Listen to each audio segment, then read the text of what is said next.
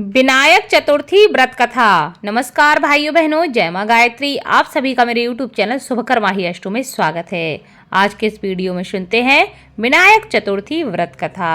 आप सभी से विनम्र निवेदन है, अगर आप मेरे चैनल पर पहली बार आए हैं तो प्लीज़ वीडियो को लाइक, चैनल को सब्सक्राइब और वीडियो को ज़्यादा से ज़्यादा शेयर अवश्य करें, ताकि आपके साथ साथ आपके अपने भी इस कथा का लाभ ले सकें और भगवान गणेश की कृपा आपके साथ आपके घर परिवार पर हमेशा बनी रहे। विनायक चतुर्थी को वरद चतुर्थी, संकष्टी चतुर्थी, गणेश चतुर्थी कई अलग अलग नामों से जाना जाता है। इस व्रत को भगवान गणेश की कृपा प्राप्ति के लिए मनुष्य को रखना चाहिए।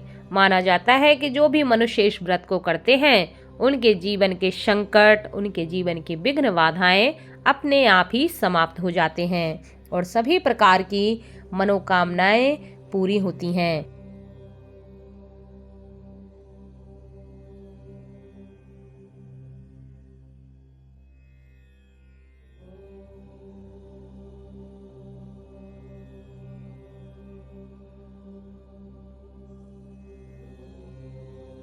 इस व्रत को संकष्टी गणेश चतुर्थी के नाम से भी जाना जाता है। यह महीने में 2 बार पड़ता है।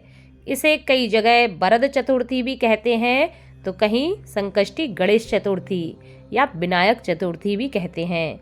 इस व्रत के अलग अलग नाम हैं। जो शुक्ल पक्ष में चतुर्थी पड़ती है उसको विनायक चतुर्थी कहते हैं। जो कृष्ण पक्ष में चतुर्थी पड़ती है उसको संकष्टी गणेश चतुर्थी के नाम से जाना जाता है।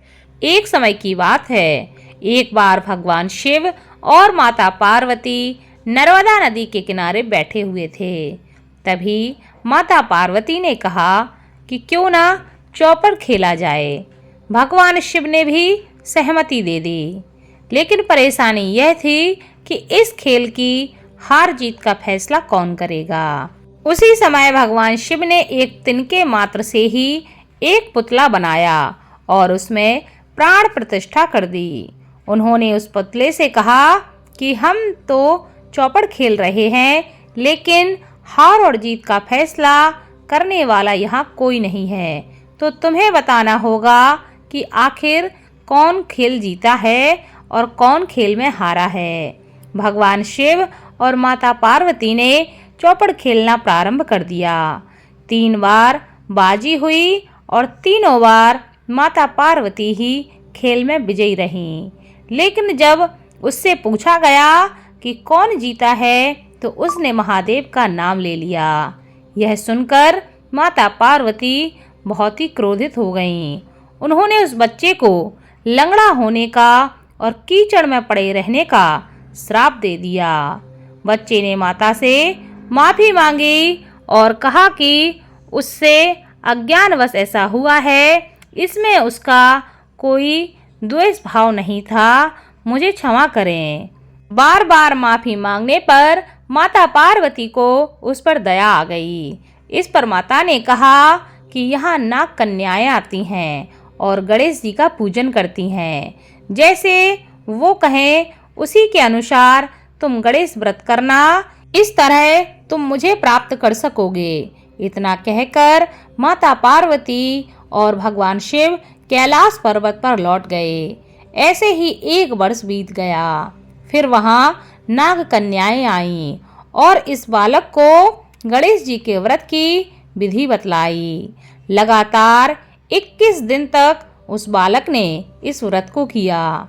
उसकी श्रद्धा देखकर भगवान गणेश प्रसन्न हो गए।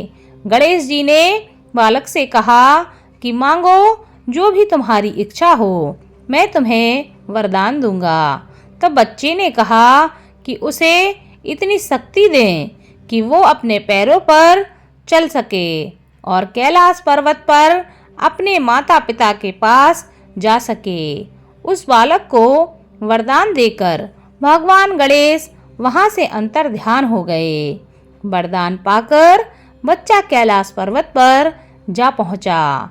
यहाँ उसने पूरी कथा भगवान शिव को सुनाई, लेकिन वहाँ माता पार्वती नहीं थी। चौपड़ वाले दिन से माता पार्वती भगवान शिव से विमुख होकर चली गई थीं।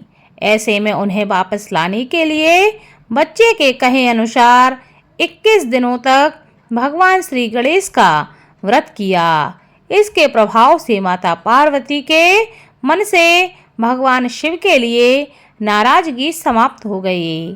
जब उन्होंने इस व्रत के बारे में माता पार्वती को बताया तो उनके मन में कार्तिकेय से मिलने की इच्छा जागृत हो गई। फिर माता पार्वती ने भी 21 दिन तक भगवान गणेश का यह व्रत किया और व्रत पूरा होने पर कार्तिकेय जी स्वयं अपनी माता से मिलने के लिए वहां पर आए। तब से लेकर आज तक यह व्रत सभी मनोकामनाओं की पूर्ति करने वाला व्रत माना जाता है। जो भी मनुष्य अपनी जीवन के संकटों को समाप्त करना चाहता है, जीवन में सुख समृद्धि चाहता है और जीवन के सभी मनोरथों को पूर्ण करना चाहता है, उसको विनायक चतुर्थी का व्रत अवश्य करना चाहिए और इस कथा को श्रवण करना चाहिए।